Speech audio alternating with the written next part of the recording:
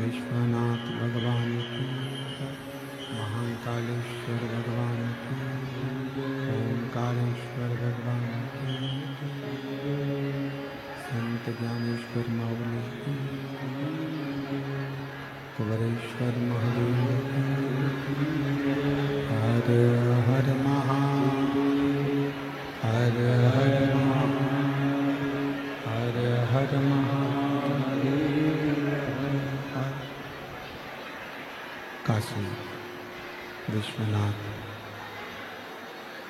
कोगड़गामी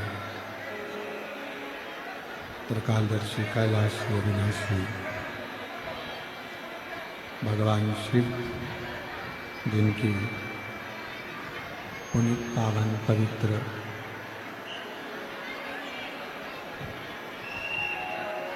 महापुराण की कथा बाबा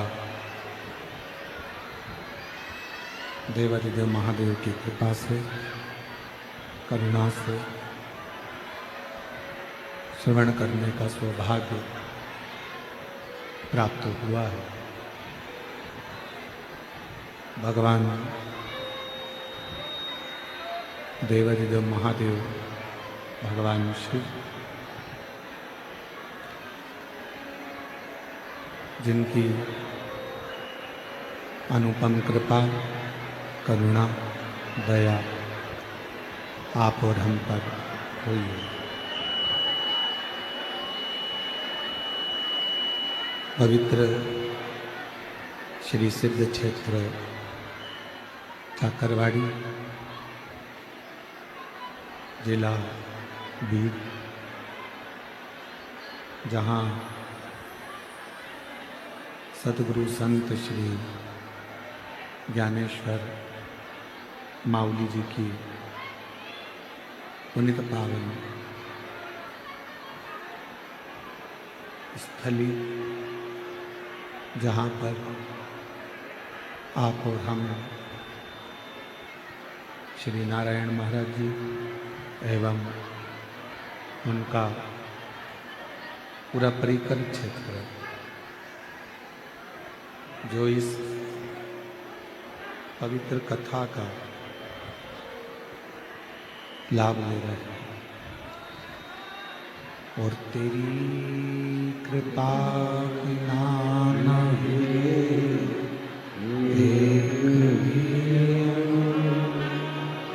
लेते श्वास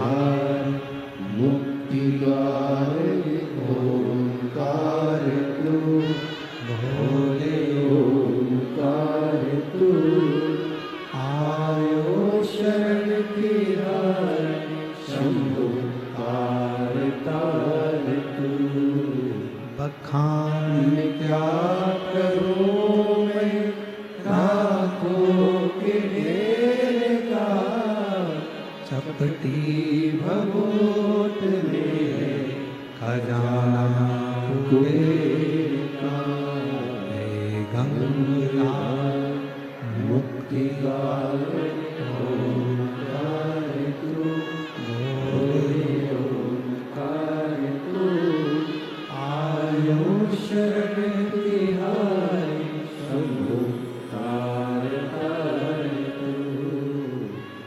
ये पवित्र पावन भूमि श्री क्षेत्र चाकरवाड़ी, जहाँ शिव का एक अंश स्वरूप संत श्री ज्ञानेश्वर माउली जी, जिनकी ये पवित्र धरा है, और उस पवित्र धरा पर मैं श्री महादेव महाराज जी को धन्यवाद दूं कि उन्होंने इस पवित्र कथा का लाभ आप और हमको चाकरवाड़ी क्षेत्र में दिया है।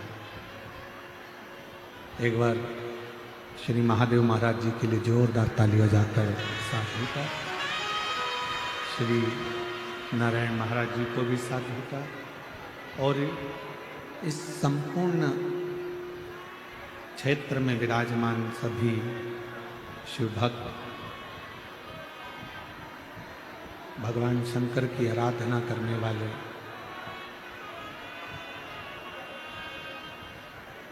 सभी शिव भक्तों को बहुत बहुत साधुता है।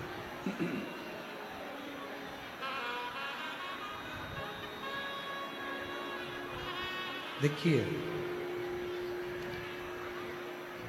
भगवान शिव की आराधना जरूरी नहीं कि हम जल होगा तभी भगवान शिव को राजी कर सकेंगे। हमारे पास में कोई बेलपत्र होगी तो ही हम भगवान शंकर को राजी कर सकेंगे। हमारे पास में कोई पुष्प होगा तो हम भगवान शिव को राजी कर सकेंगे। शिव महापुराण की कथा कहती है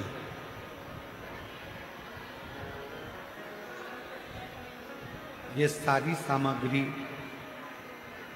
पूजन का सारा सामान, ये सब बाद में है। पहले सबसे ज्यादा अगर कोई जरूरी है, सबसे ज्यादा यदि कुछ जरूरी है तो वो हमारा दिल, हमारा मन भगवान को समर्पित करना जरूरी है।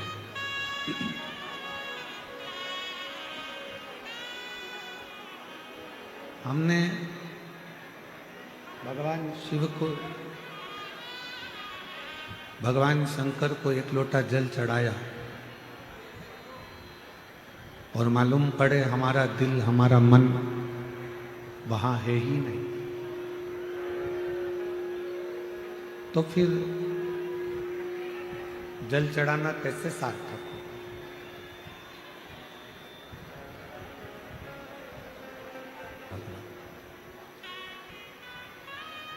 जब आपका मन, जब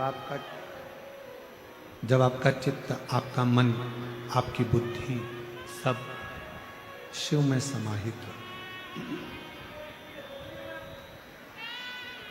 जब तक भगवान शंकर में ये सब चीज़ें समाहित नहीं होगी, जब तक भगवान शंकर के उस शिवलिंग में हमारा मन, हमारा चित्त समाहित नहीं होगा, तब तक शिव प्राप्त नहीं हो सकता।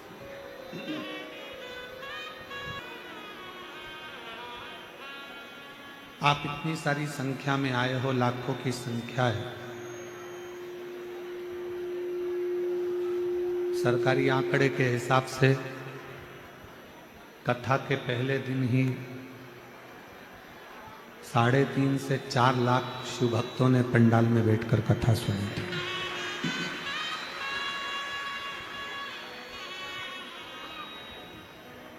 और मैं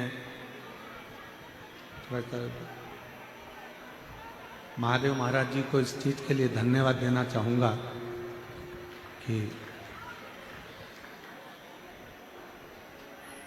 4.5 लाख लोगों ने पहले दिन शिव पुराण सुनी और लगभग 2 से 2.5 लाख शिव भक्तों ने चाकरवाड़ी की भोजनशाला में भोजन ग्रहण किया।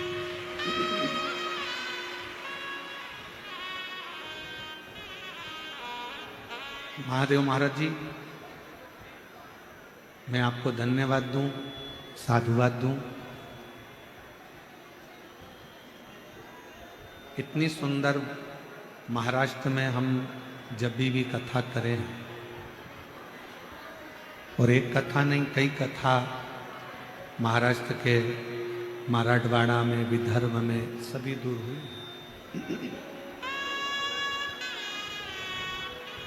पर जो भोजन व्यवस्था चाकरवाड़ी में देखने को मिली, वो भोजन व्यवस्था कहीं देखने को नहीं।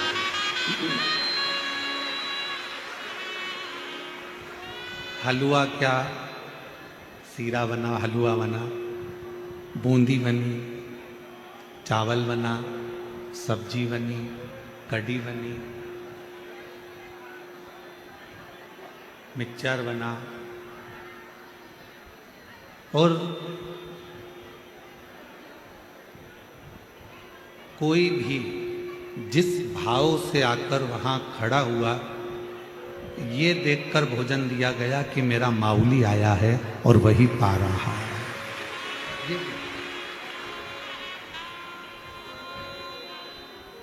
मैं इस पवित्र शिव महापुराण की कथा में संत ज्ञानेश्वर माउली की इस पवित्र धरा से मैं महादेव महाराज जी आपको, नारायण महाराज जी आप सबको धन्यवाद दो। बहुत बहुत साधुवाद।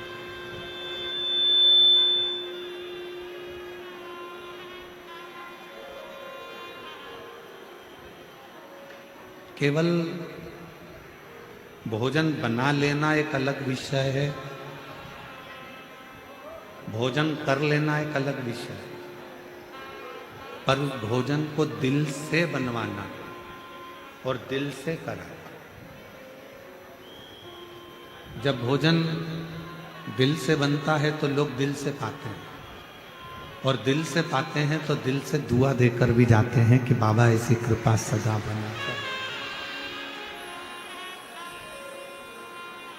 और तेरी कृपा बिना ना हिले एक भी अणु, लेते श्वास तेरी खजाना कुबेर का।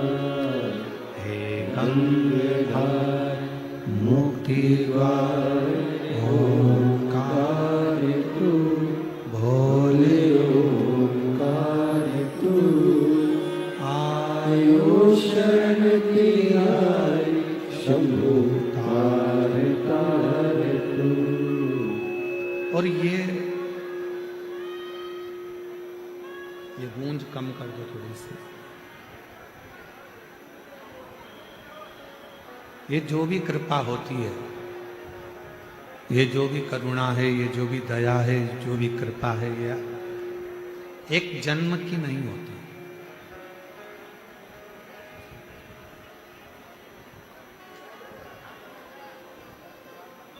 एक उत्तर देना बीड़ वालों, जितने चाकरवाड़ी में कथा सुन रहे हो सब उत्तर देना।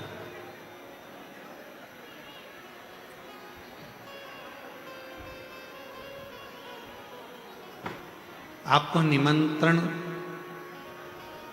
तब तक दिया जाता है जब तक आप मनुष्य की देह में हो, मानव के शरीर में हो।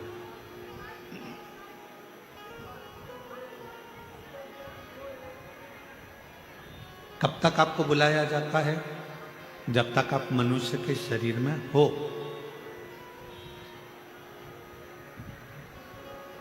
मानव बनकर जन्मे तो तुमको लोगों ने निमंत्रण भी दिया, कथा में आना, कथा सुनना। कब तक दिया जाता है? निमंत्रण कब तक देते हैं?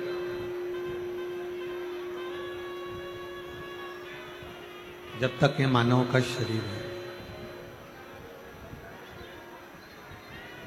अभी आप और हम मनुष्य के शरीर में जन्मे हैं, इसलिए कोई हमको बुला रहा है। आप और हम मनुष्य के शरीर में जन्मे हैं, इसलिए कोई आप और हमको कथा में बुला रहा है। मान लो अगला जन्म कुत्ता का हो गया, पशु पक्षी का हो गया, जहां कथा सुनने के लिए आए। आप शिव जी को एक लोटा जल चढ़ाने जाना, भगवान की भक्ति करने जाना, भजन करने जाना, आप स्मरण करने जाना, मंत्र जाप करने जाना। कौन बुलाएगा आपको?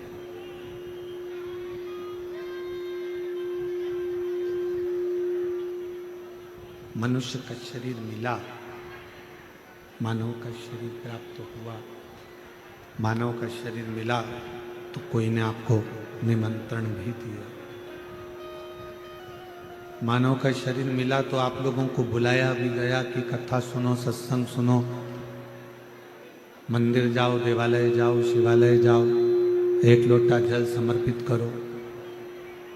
अगला जन्म मिलना, क्या मिलेगा, कैसा मिलेगा, ये किसी को नहीं। और फिर अगले जन्म में कोई तुमको बुलाएगा कि नहीं बुलाएगा, अगले जन्म में कोई तुम्हें निमंत्रण देगा कि नहीं देगा, ये किसको मालूम?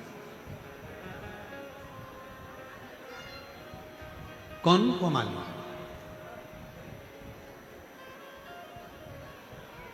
इसलिए मेरे देवाधिदेव महादेव को धन्यवाद देते रहा करो, मेरे शंकर भगवान को बार बार साधुवाद देते रहा करो कि आपने मुझे मानव का शरीर दिया और मैंने सत्संग किया।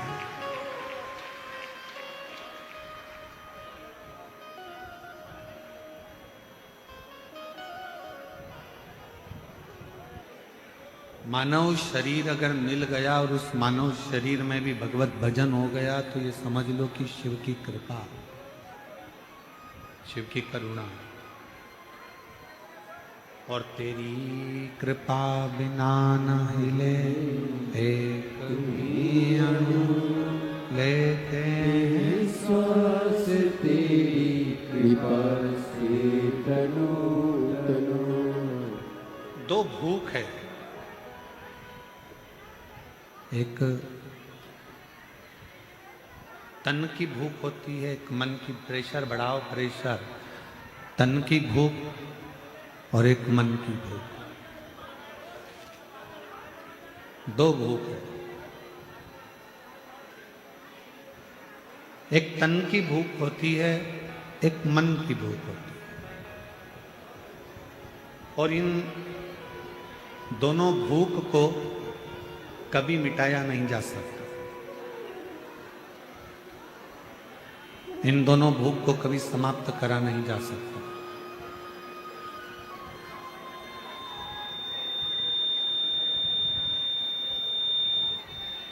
ना ही तन की भूख, बाहर की आवाज तो अंदर आ रही है पर अंदर की आवाज बाहर अंदर नहीं आ रही है। तन की भूख और मन की भूख, ये दो भूख है। और इन दोनों भूख को कभी समाप्त नहीं करा जा सकता। ना ये तन की भूख समाप्त होती है, ना मन की भूख समाप्त होती है। फिर शिव महापुराण की कथा कहती है कि इन दोनों भूखों के समाप्त नहीं होती तो फिर करा क्या जाए।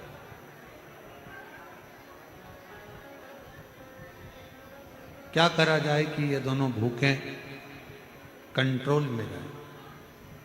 तो कहा एक काम करो, तन को भी काम में लगा दो और मन को भी काम में लगा दो। जब व्यक्ति काम में लग जाता है, जब व्यक्ति काम में लग जाता है तो फिर उसको भूख नहीं लगती। इस तन को अपने कर्म में लगा दो और इस मन को भगवान शंकर की भक्ति में लगा दो। ये दोनों जब काम में लग जाएंगे तो तन और मन भूखे न कर्म में लगा दिया। शरीर को भी कर्म में लगा दो, तन को भी कर्म में लगा दो कि परिवार का भरण पोषण करना है, परिवार को संभालना है, घर को संभालना है, कुटुंब को संभालना है, तो इसको शरीर को लगा दो काम में कि तुम काम करते हो, और मन को भी लगा दो।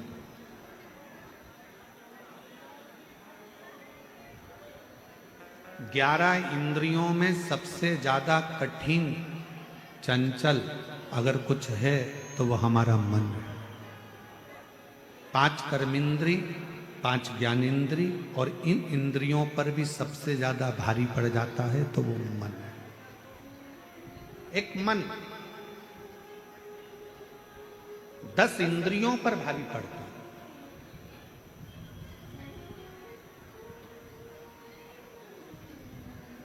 कितना कितना शिव महापुराण की कथा कहती है, भगवान शंकर का संवाद कहता है। पार्वती मैया का जब प्रागट्य हुआ, मां पार्वती मैया जब जन्मी और हिमालय राज के यहां पर खूब बधाइयां बट रही है। मेरे घर में बेटी का जन्म हुआ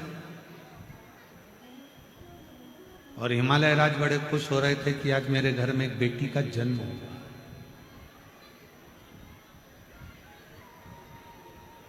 और खुशी मनाओ कि हमारे घर में बेटी का, इस चित्त को, इस मन को, एक बड़ा सुंदर संवाद है कि हमने अपने जीवन को, हमने अपनी उम्र को, हमने अपने भजन में इस मन को कितना लगाया, हमने कितना इस चित्त को लगाया, हमने कितना इस मन को लगाया। एक गुरुजी एक जजमान के घर आए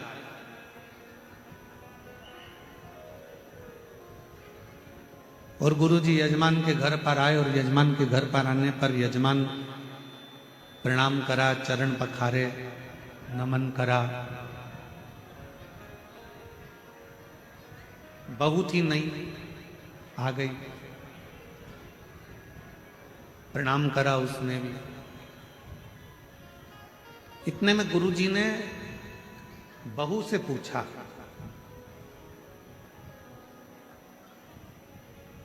बेटा तुम्हारी सास की उम्र कितनी है? बहू ने बताया 35 साल, 35 मेरी सास की उम्र है। तुम्हारे ससुर की उम्र कितनी है? कहा 25, 25 साल। फिर गुरुजी ने पूछा, बेटा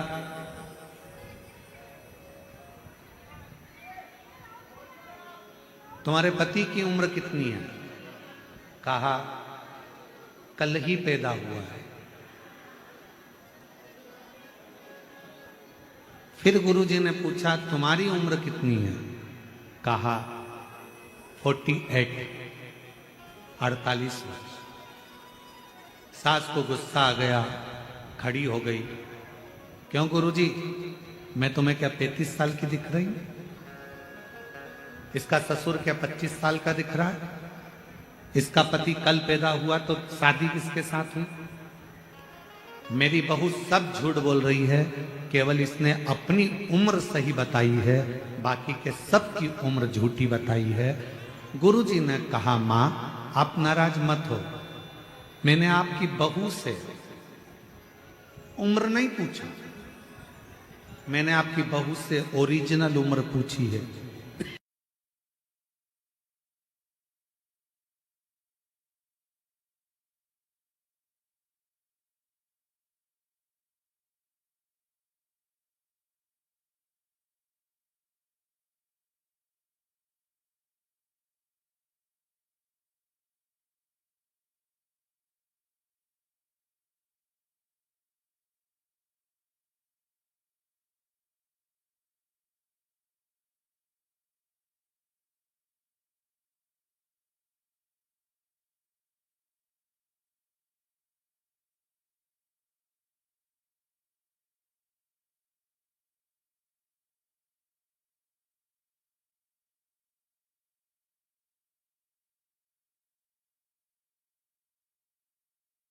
वो 48 साल की हो गई, 48 वर्ष की उम्र उसकी, ठीक है। और पति से रोज कहती थी, चलो सियोर वाला महाराज आया है, कथा चल रही है चाकरवाड़ी में। इतने दिन से नहीं गया, बस कल से ही उसने जाना चालू करा, मतलब कल ही वो पैदा हुआ है। उसका सही जीवन तो कल से ही चालू। आप में से कई माताएं, कई भाई, कई बहनें, कई मेरी जीजियां, कई मेरे जीजा, कई मेरी बेटियां, कई मेरे बेटा, आप में से भी ऐसे होंगे जो पहले दिन आए होंगे, या कल पहली बार आए होंगे, या आज पहली बार आए होंगे, जो कल और आज पहली बार कथा सुन रहे हैं या पंडाल में आए हैं। आप सबको हैप्पी बर्थडे टू यू। हमने बाकी की जो उम्र निकाली है, हमारी उम्र जो व्यर्थ गई है, नातों में, रिश्तों में, कुटुंब में, कबीले में, परिवार में, यहाँ वहाँ ना जाने कहाँ कहाँ हमने जो उम्र को निकाल दिया, वो हमारी उम्र बेकार।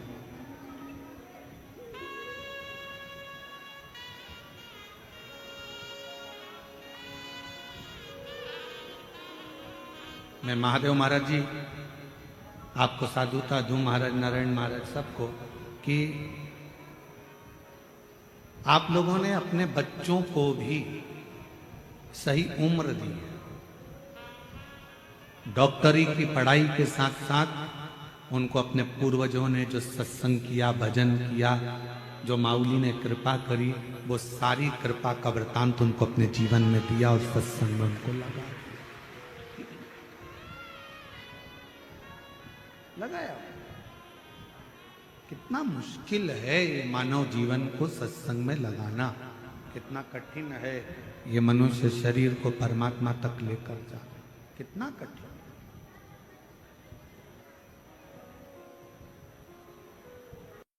ज्यादा कठिन है ये मन। इसको लगाओ सत्संग में, भजन में, चले जाता है भोजन में। इसको भेज दो सत्संग में, तीर्थ में, चले जाता है फिल्म में। अपने मोबाइल में गूगल पर सर्च करो, या इंस्टाग्राम पर देखो, या व्हाट्सएप पर देखो, बहुत सारी चीजें 24 घंटे आती रहती है। 24 घंटे तुम देख देख के थक जाओगे, पर तुम्हारा मोबाइल नहीं थकेगा, इंस्टाग्राम नहीं थकेगा, व्हाट्सएप नहीं थकेगा, गूगल नहीं थकेगा, यूट्यूब नहीं थकेगा, ट्विटर नहीं थकेगा। तुम थक जाओगे, तुम्हारी आंखें दुखने लगेगी, मोबाइल देखते देखते तुम्हारा सिर दुखने लगेगा, पर मोबाइल नहीं दुखेगा। 50 चीज दिन भर मोबाइल में आती है, रात भर मोबाइल में आती है। अब ये आपके ऊपर आधारित है कि आपको उसमें से क्या ग्रहण करना है।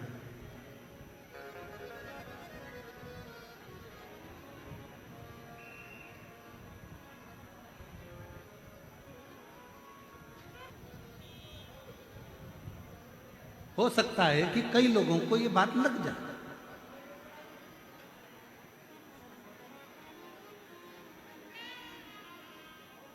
आज के समय के बच्चे आपकी बिल्कुल नहीं सुनते।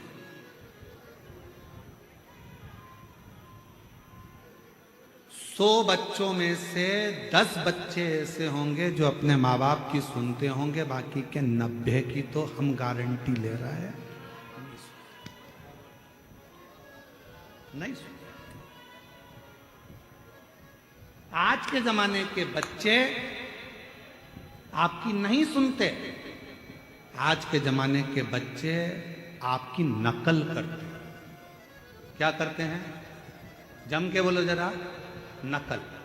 पापा ने ऐसा किया था, मम्मी ने ऐसा किया था, दादी ने ऐसा किया था, दादा ने ऐसा करा था, बुआ जी ने ऐसा करा था, नानी जी ने ऐसा करा था, उनने मुझे 500 का नोट दिया तो मैं भी 500 ही दूंगा, उनने अपने व्यवहार में 200 रुपए दिया था मैं भी 200 रुपए दूंगा, उनने बिछुड़ी दी थी, पायल दी थी शादी में, मैं भी पायल दूंगी।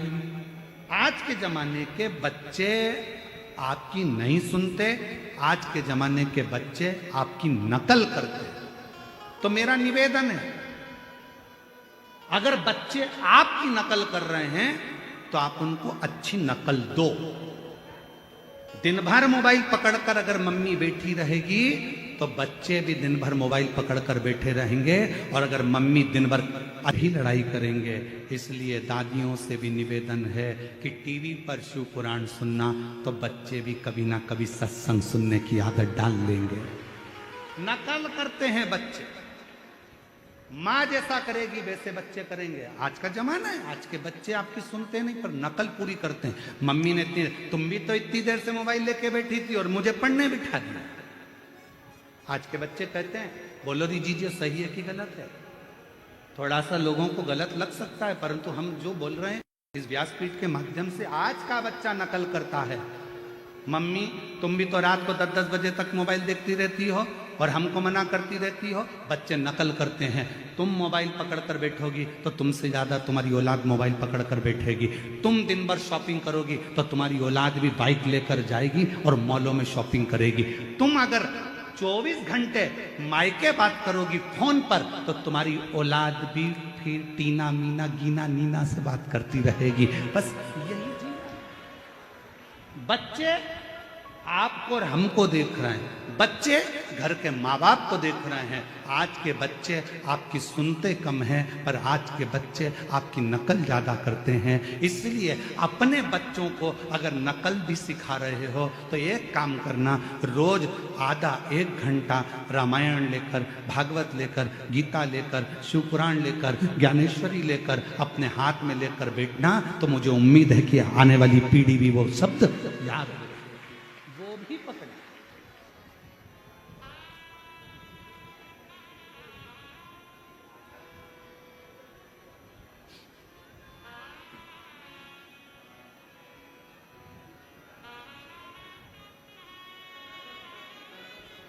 हम क्या दे रहे हैं? कल महादेव महाराज जी, वो बुजुर्ग से महाराज जी आए थे ऊपर थोड़ा विश्राम कर, क्या नाम था? नेत्र है? माइक तो दो जरा, माइक दो।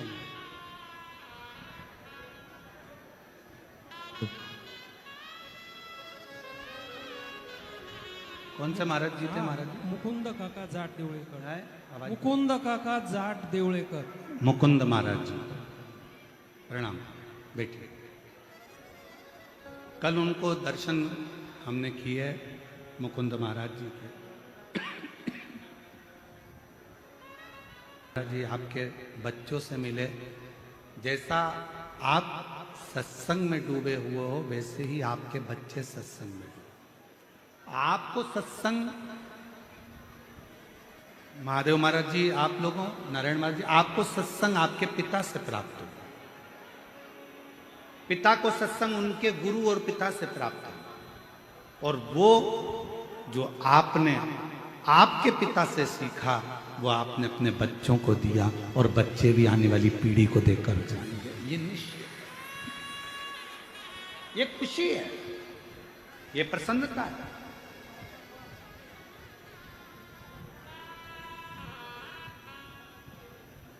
आज के जमाने की शिक्षा भी आपने अपने बच्चों को दी है, और जो संस्कारों की शिक्षा है वो भी अपने बच्चों को दी।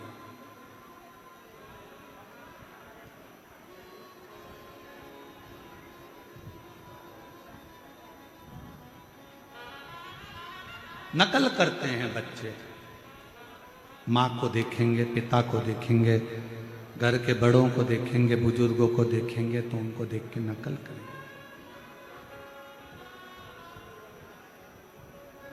शिव महापुराण की कथा कहती है हर माँ से प्रार्थना करती है। इस व्यासपीठ के माध्यम से चाकरबाड़ी की इस पवित्र भूमि से, बीड़ जिले से हम आपसे निवेदन करते हैं कि आप अपने घर में कम से कम आधा घंटा, 1 घंटा किताब लेकर बैठो। मेरी जीजियों, जब आप कोई पुराण ही, तो तुम्हारे बच्चे भी ये सोचेंगे मम्मी भी शादी के इतने साल के बाद भी पढ़ाई कर रही है तो मैं भी थोड़ा पढ़ाई कर लूं, बच्चों को थोड़ा सीख दूं। थोड़ी सी गायत्री परिवार वाले कहते हैं हम सुधरेंगे युग सुधरेगा, यही बोलते हैं। जम के बोलो, क्या बोलते हैं? हम सुधरेंगे युग सुधरेगा, हम बदलेंगे युग बदलेगा। बदलना किसको है? पहले अपने आप, हमको स्वयं।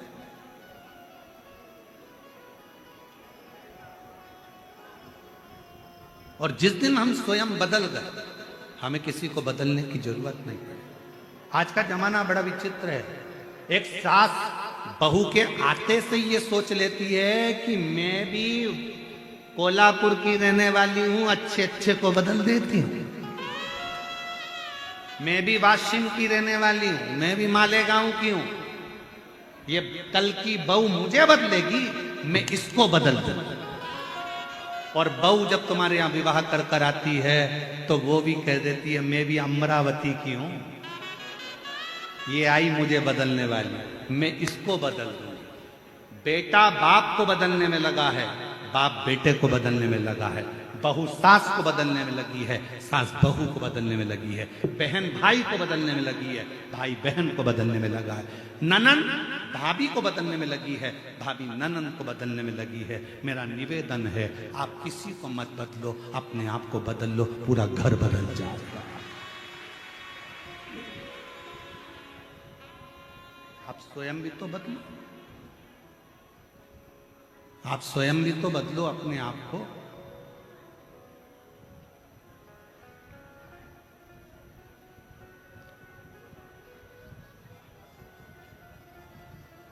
स्वयं बदलो।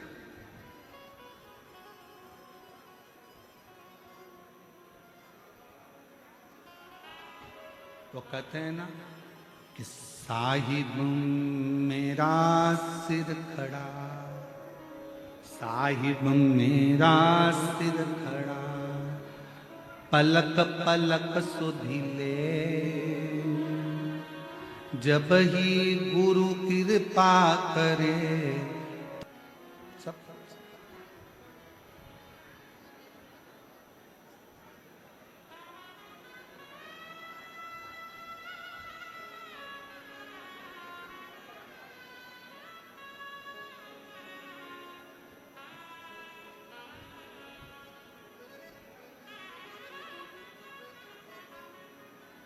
शिव महापुराण की कथा करते करते 30 साल के लगभग में हो जाए।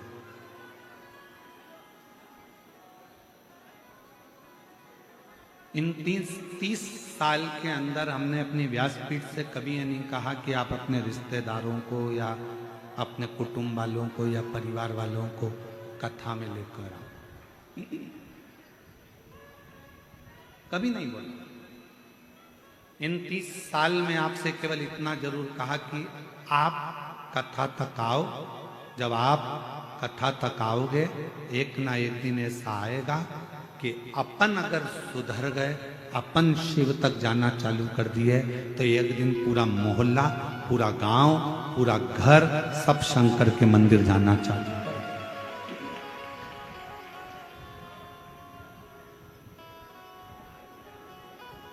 आप स्वयं तो जाओ,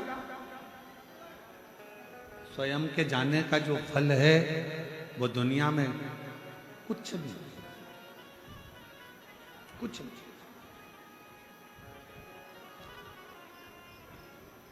और मत बुरे तू बच नहीं पाएगा, अरे रो ज्ञानी मत करना, अरे ओ ज्ञानी मत करना, तेरे कर्म का फल भी तू ही पाएगा, जैसा किया तूने तेरे आगे आएगा। मत बुरे कर्म कर बंदे वरना पछताएगा, भगवान की आंखों से तू बच नहीं पाएगा, तू बच नहीं पाएगा। हम स्वयं को सुधार लें।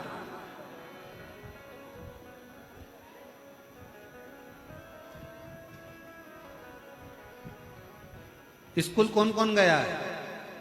हाथ उठाओ। अरे उठाओ तो, सभी गए होंगे, हम भी गए, उठा लिया, कर लो।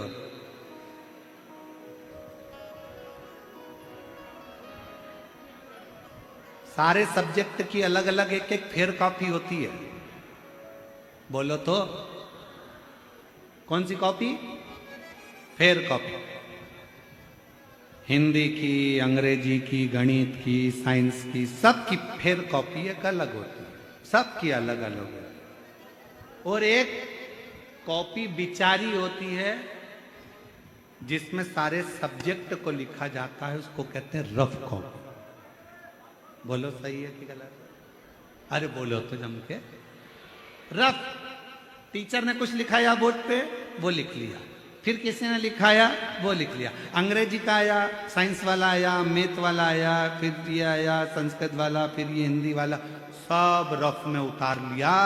फिर बाद में से रफ से अपन ने उसको फेयर कॉपी में उतार दिया और एक कॉपी अलग फेयर बना दी। घर में भी फेयर कॉपियाँ तो जितने घर के बेटे हैं, बहुएं हैं, ये सारी फेयर कॉपी हैं। और घर के जो बुजुर्ग हैं ये रफ कॉपी हैं, बहुत कुछ लिख लेते हैं और आपको अच्छा बना देते। घर का बुजुर्ग रफ कॉपी की तरह है, इसने भी कुछ कहा, उसने भी कुछ कहा, बड़ी बहू कुछ बोल गई, छोटी कुछ बोल गई, मंजला कुछ बोल गया, संजला कुछ बोल गया, बेटे को कह देगी ऐसा कर लेना। हिंदी सही कर दी, अंग्रेजी की कॉपी सही कर दी, साइंस की कॉपी सही कर दी, पूरे घर को अच्छा कॉपी दिया, फेयर कॉपियां दे दी और घर की वो रफ कॉपी तो रफ ही रह गई। आखिरी में भी लोगों ने कहा माँ तू चुप रहे, तुझे कुछ नहीं आता। क्यों? क्योंकि वो रफ थी, उसने सब कुछ धारण करा, फेयर नहीं हो पाई क्योंकि सबके लिए जी थी। ये कॉपी, रफ कॉपी सबके लिए जी है। ये रफ कॉपी आखिरी में उठाकर खत्म हो जाती है, भरा जाती है तो फेंक दी जाती है, और फेयर कॉपी को तो एग्जाम तक भी संभाल कर रखा जाता है। काम आएगी, काम आएगी, काम आएगी। माँ बाप वो रफ कॉपी हैं जिन्होंने आप जैसे बच्चों को फेयर कॉपी बना दिया और आपको अच्छे बैग में सजाकर एग्जाम तक पहुंचा दिया, वो माता पिता। और उस माता पिता का आदर करो, सम्मान करो, सत्कार करो। आज बच्चों को जैसे एक माता पिता को बच्चों की जरूरत होती है, उसी तरह बच्चों को भी अपने माता पिता की जरूरत होती है, उसी तरह माता पिता को भी बच्चों की जरूरत होती है। हिमालय राज की नगरी में नगाड़े बज रहे हैं, बैंड बाजे बज रहे हैं, ढोल बज रहे हैं, मृदंग बज रहे हैं। क्यों? हिमालय राज के घर में बेटी का जन्म हुआ।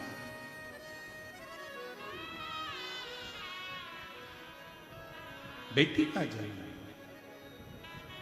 और कितना कितना, जरा देखो शिव महापुराण की कथा को उठाकर देखिएगा। शंकर भगवान की धर्म पत्नी पार्वती जी का जन्म होता है तो हिमालय राज के यहां पर नगाड़े बजते हैं, ढोल बजते हैं। शंकर भगवान की खुद के घर में अशोक सुंदरी का जन्म होता है।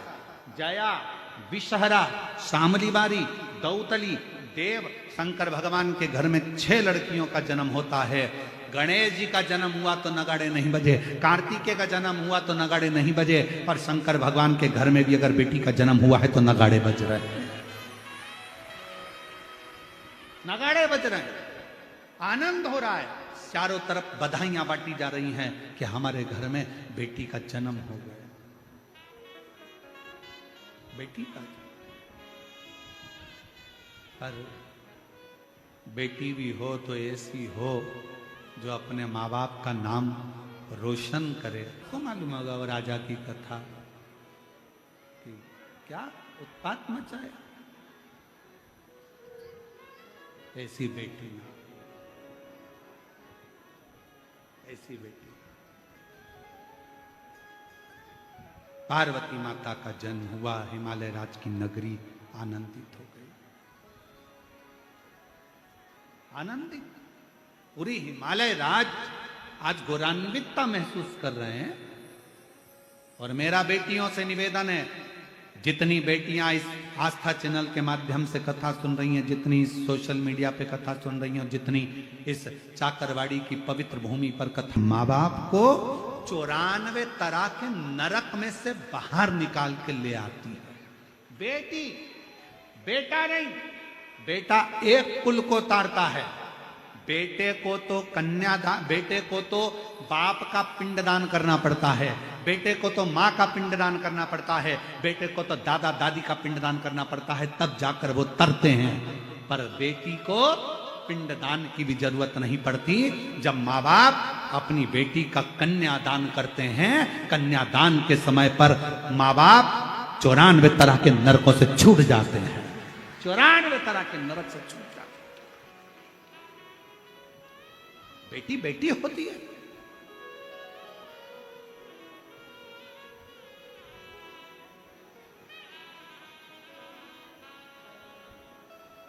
श्रेष्ठ बेटी का जन्म हो। हिमालय राज के घर में पार्वती जी का जन्म हुआ और हिमालय राज की नगरी बड़ी आनंदित हो रही, बड़ी आनंदित। और महाराज वो कहते हैं ना, चौक पुराओ माटी रंगाओ, आज मेरे घर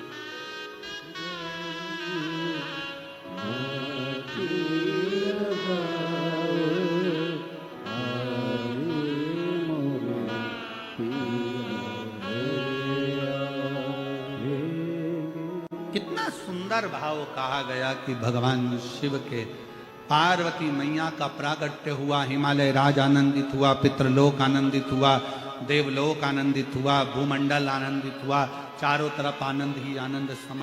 देव ऋषि नारद का और नारायण श्रीमन नारायण नारायण श्रीमन नारायण। देव ऋषि नारद का आगमन हो गया। हिमालय राज की धर्म पत्नी मैनावती की गोद में पार्वती हुई। देखा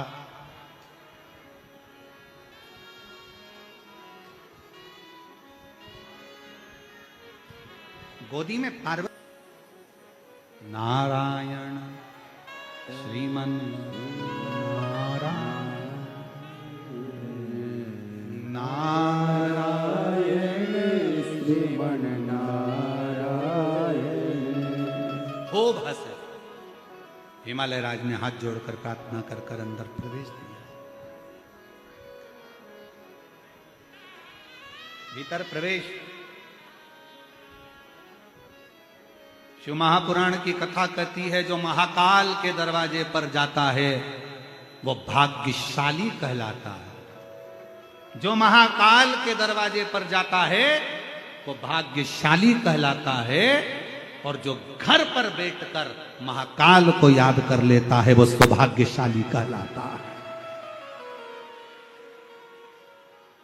जो महाकाल के दरवाजे जाता है वो भाग्यशाली कहलाता है, और जो घर बैठकर मेरे काल अधिपति महाकाल को याद कर लेता है वो सौभाग्यशाली कहलाता है कि मैंने आज मेरे बाबा को अपने घर तक बुला लिया है।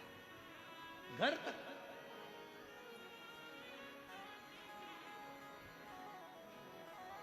शिव को घर तक। देवऋषि नारद ठाका लगाकर हंस दिया, और जो देवऋषि नारद ठाका लगाकर हंसे तो हिमालय राज ने पूछा, एक संत, साधु, तपस्वी, गुरु, साधक, उपासक इतना ठाका लगाकर हंसे तो सोचना पड़ता है कि इतना बड़ा महाराज, इतना बड़ा संत, इतना बड़ा सन्यासी, इतना बड़ा तपस्वी, साधक, उपासक इतनी तेज हंसता नहीं है, इतना तेज ठाका लगाकर हंसता नहीं, पर आप हंस रहे हो इतना तेज, क्या बात है? नारद जी के हंसने पर हिमालय राज के अंदर थोड़ी सी क्षुब्धता उत्पन्न हुई।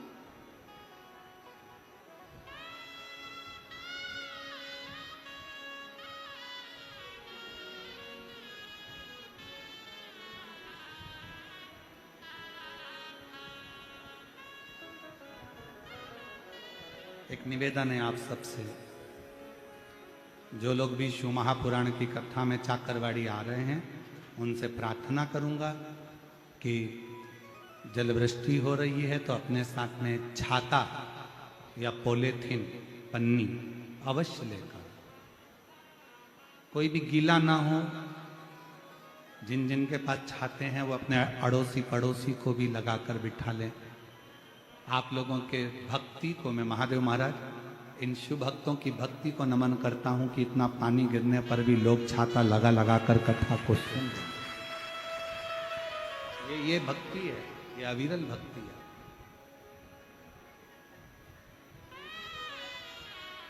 नहीं तो महाराज जी श्रोताओं के लिए सोफे लगाना पड़ते हैं, कुर्सियां लगाना पड़ती है। आप देखेंगे कि लोगों ने वहां की सारी कुर्सी उठा के इकट्ठी करके धर दी, क्योंकि इनको मालूम है कुर्सी में जो मजा नहीं है वो जमीन पर बैठकर कथा श्रवण करने का जो मजा है वो कहीं नहीं।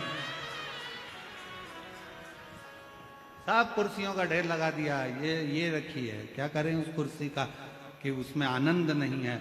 जो आनंद और वास्तवता है, चौकी पर बैठे तो चौकीदार कहलाए हो और जमीन पर बैठे तो जमींदार कहलाए हो, ये तो निश्चित है। उनका मालिकाना हक रहता है, वो जमींदार कहलाए। जमींदार हो आप, इसलिए जमींदार को टेंशन नहीं रहता, कुर्सी वालों को टेंशन रहता है। जरा सा कोई टच हुआ और कुर्सी हिली, गिराएगा, सर उतर, गिर जाऊंगी।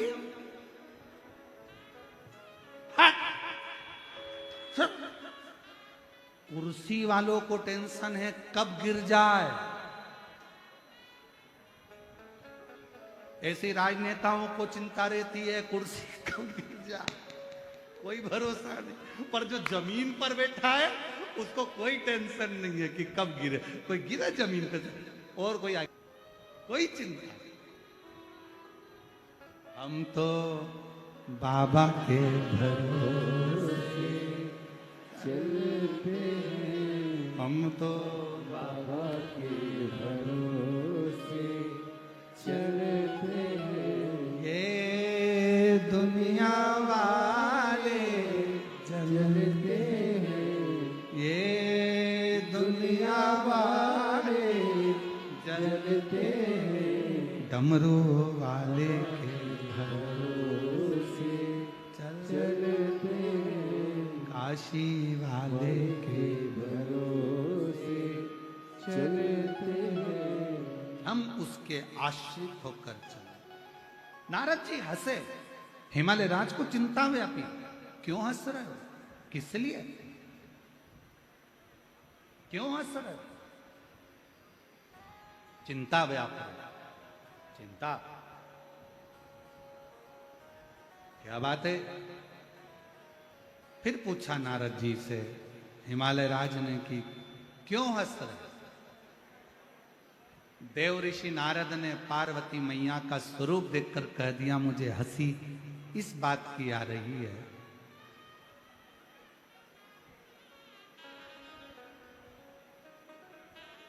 आज वो कथा भी याद आ गई राजा भोज की। कभी आप लोगों ने पढ़ी होगी राजा भोज की कथा। एक राजा भोज हुए जिनके राजा भोज जब स्नान कर रहे थे, नहा रहे थे, तो उनकी पत्नी उनके ऊपर पानी डाल डालकर नहला रही थी।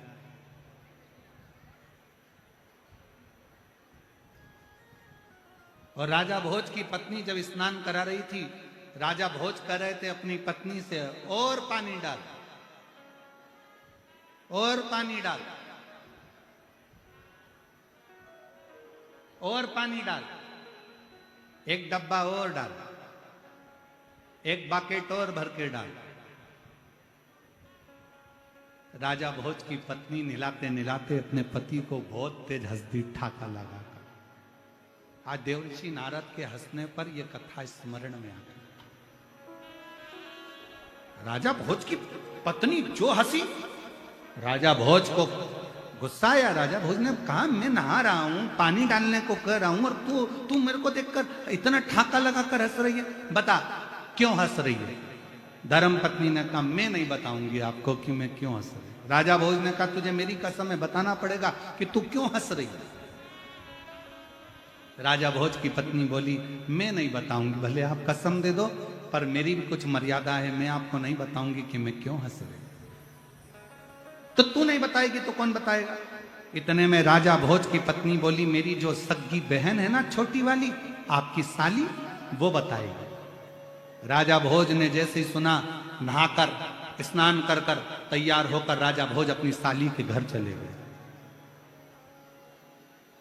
और राजा भोज ने अपनी साली से पूछा, मुझे तुमसे बात करना है। साली लगी थी काम में, उसने कहा, जीजा जी मैं बाद में बात करूंगी। थोड़ी देर बाद राजा भोज फिर अपनी साली के घर चले गए। साली से कहा, मुझे तुझसे बात करना है। साली ने कहा, क्या बात करना है जीजा जी? साली से कहा, कल तुम्हारी बहन मुझे पानी भर भर कर स्नान करा रही थी, मैं उससे कह रहा था कि एक डब्बा पानी और डाल, एक बाकेट पानी और डाल। मुझे नहलाते समय मैं तुम्हारी बहन से कह रहा था, और पानी डाल, और पानी डाल, तो तुम्हारी बहन बहुत तेज हंसी थी। मुझे पूछना है, इसका उत्तर दो, तुम्हारी बहन क्यों हंसी थी? इतने में राजा भोज की साली ने कहा, जीजा जी इसका उत्तर तो मैं नहीं दूंगी, पर परसों के दिन मैं अपने एक बेटे को जन्म दूंगी। उस बेटे की जो शादी होगी, उसकी जो बहू आएगी, वो बहू तुमको बताएगी, उसकी बहू तुमको बताएगी कि मौसी सास क्यों हंसी थी। मैं नहीं बताऊंगी, बताएगी तो वो बताएगी। और शंभो शरण पड़ी मांगू घड़ी रे, दुख काटो रे। एक निवेदन आप सबसे, अगर स्वीकार करें तो अच्छी बात है। थोड़ा थोड़ा क्लोज होंगे ना, तो हो सकता है 25 से 50 लोग और आपके बीच में बैठ सकेंगे। थोड़ा थोड़ा सा आप लोग अंदर की ओर दबेंगे, तो जो गीले हो रहे हैं वो लोग भी अंदर की ओर आते चले जाएंगे। थोड़ा थोड़ा दबते चले जाए। अंदर वालों से निवेदन है, पहले जो बीच में बैठे हैं वो थोड़ा थोड़ा दबेंगे, तो अंदर वाले, बाहर वाले अंदर आते चले जाएंगे।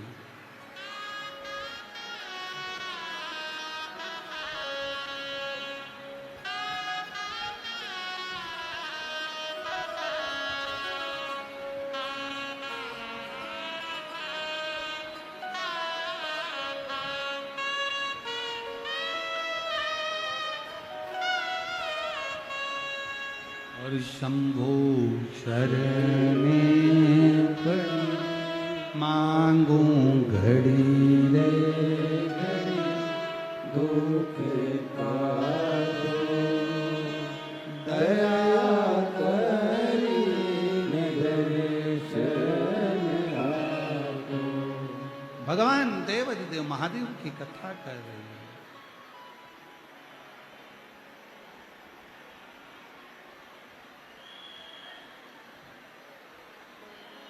बाबा भोलानाथ है हमारा, तुम्हारा तुम्हारा हमारा।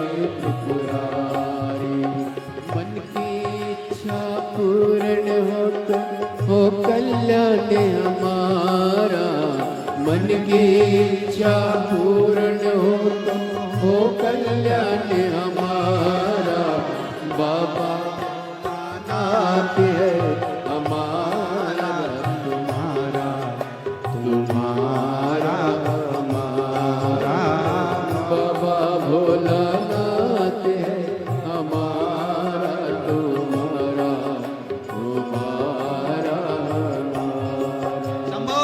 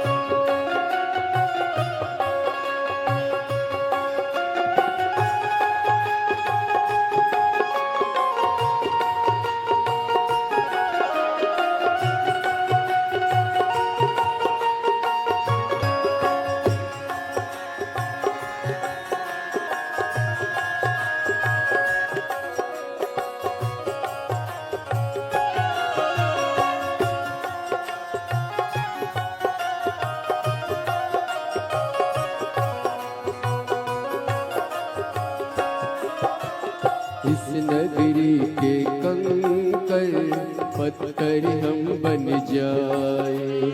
इस नगरी के कंकर पत्थर हम बन जाए। ओ इस नगरी के कंकर पत्थर हम बन जाए। भक्त जनों के पाँव पड़े तो होता रे हमारा। भक्त जनों के पाँव पड़े तो होता रे हमारा। बाबा भोलानाथ है हमारा तुम्हारा तुम्हारा हमारा। ओ बाबा भोलानाथ है हमारा तुम्हारा तुम्हारा हमारा। महाकाल की इस नगरी में पाऊं जन्म दोबारा। महाकाल की इस नगरी में पाऊं जन्म दोबारा। बाबा भोलानाथ है हमारा तुम्हारा तुम्हारा हमारा। ओ बाबा भोलानाथ है हमारा तुम्हारा तुम्हारा हमारा।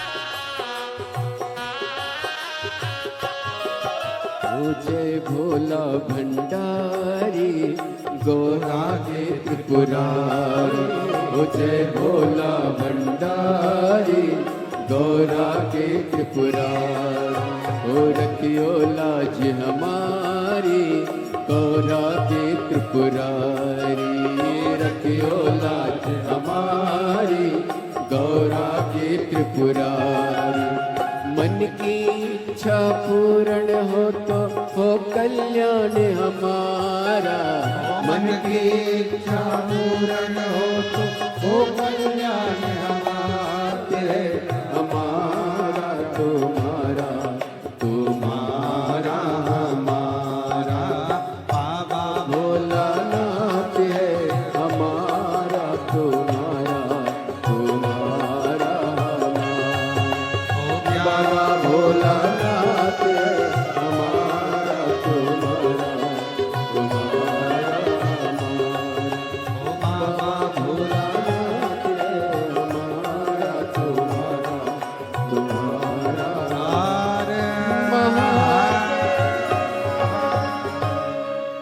अपने स्थान पर बैठकर बाबा से अपने हृदय की बात कहिए, दिल से प्रार्थना करो, विनय करो, निवेदन करो। जहां जहां जगह मिल जाए वहां वहां बैठ जाओ। शिव जी से प्रार्थना करो, बाबा देवादिदेव महादेव से विनय करो। साथ में सभी लोग बोलेंगे, प्रार्थना करेंगे, विनय करेंगे। जिसको आता है वो साथ में अवश्य बोले और बाबा से प्रार्थना करें।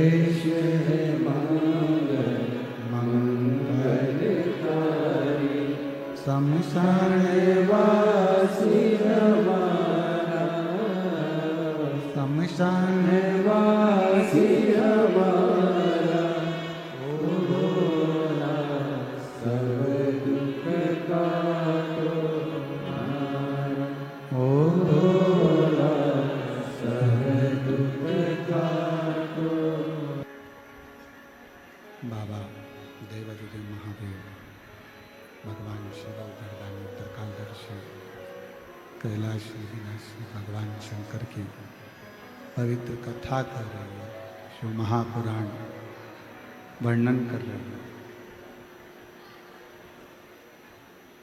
राजा भोज की साली ने कहा, मेरे गर्भ से परसों के दिन एक लड़का जन्म लेगा और लड़के का जब विवाह हो जाएगा उसकी बहू आपको बताएगी कि मेरी बहन आपको नहलाते समय क्यों हंसी।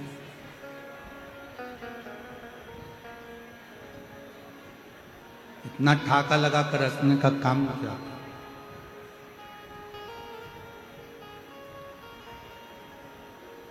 साली ने कहा मैं उसको जन्म देकर मर जाऊंगा। मैं तुमको नहीं बता पाऊंगा। और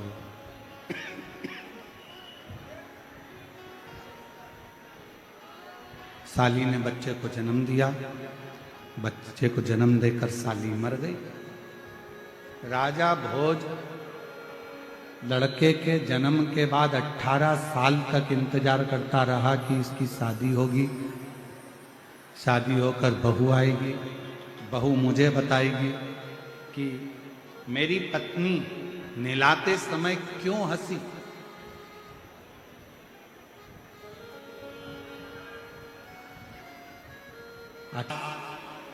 मुझे नहलाते समय, स्नान कराते समय ठाका लगाकर क्यों हंसी थी।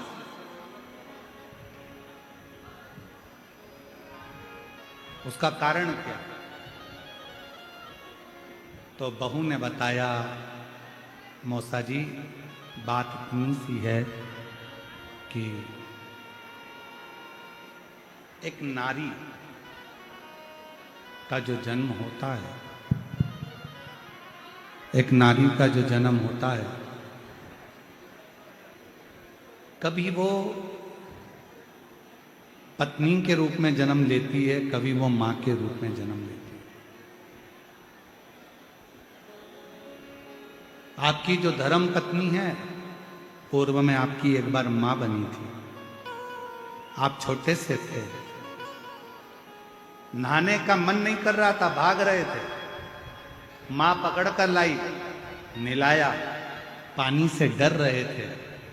तुम्हारी पत्नी आज इसलिए हंस रही थी कि जो पहले बचपन में डर रहा था, कई सालों, कई जन्म पहले, आज वही मुझसे कहता है कि एक डब्बा पानी और डालो। वो बात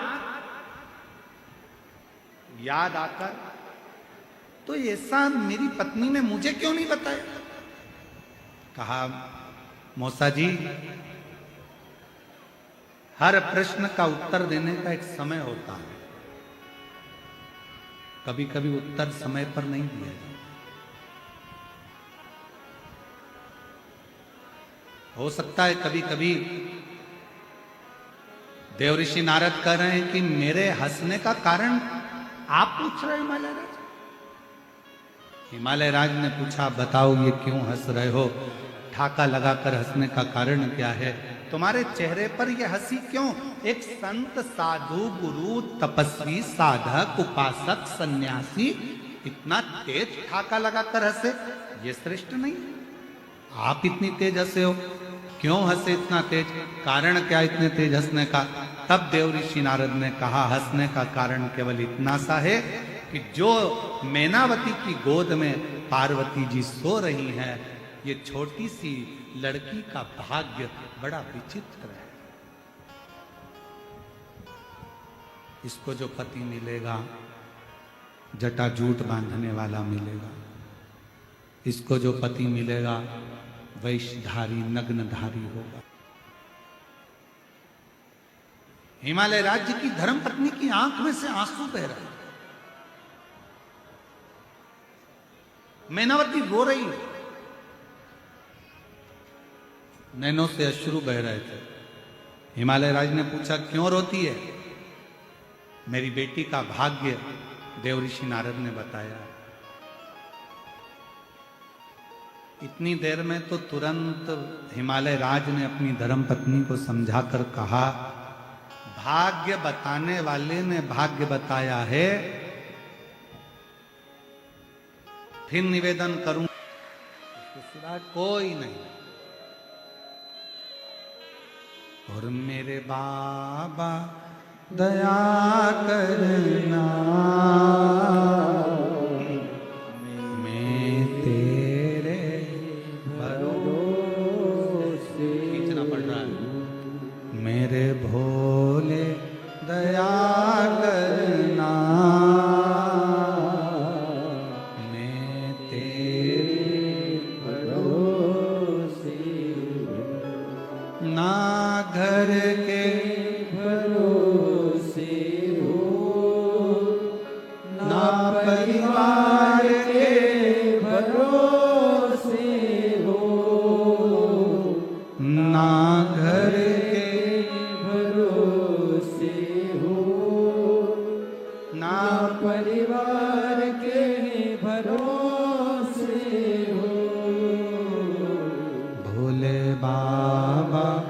दया करना,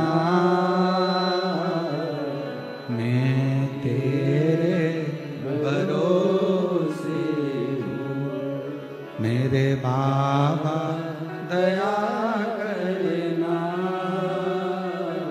मैं तेरे भरोसे हूँ। भाग्य बताने वाले ढेर मिलेंगे। साहब तुम्हारी किस्मत में ऐसा लिखा है, तुम्हारे भाग्य में ऐसा लिखा है, तुम्हारी जिंदगी में ऐसा लिखा है, तुम्हारे भाग्य में ऐसा लिखा है, तुम्हारी किस्मत में ऐसा लिखा है।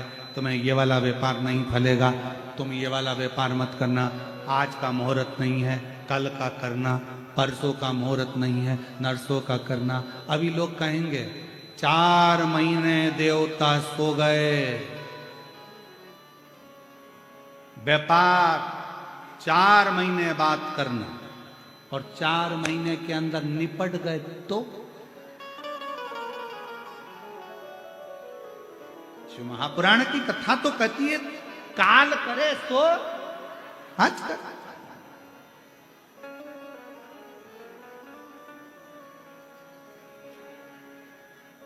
आज अपने अंदर एक बात उतार लेना, किसी का बुरा करना है, किसी को गाली देना है, किसी को अपशब्द कहना है, किसी को ताना देना है, किसी से झगड़ा करना है और किसी को आड़ा टेढ़ी बात कहना है, तो आज की जगह कल कहना।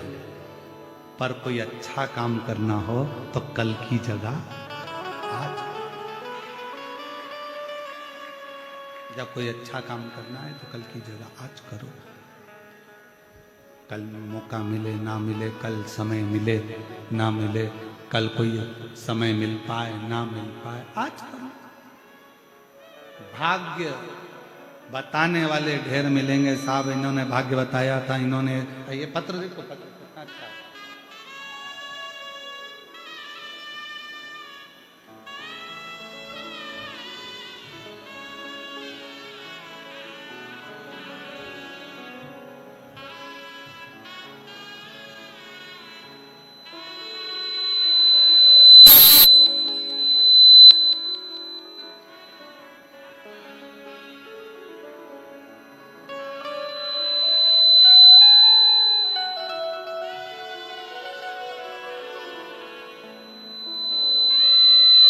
बीड, मेरा मोबाइल नंबर ये है।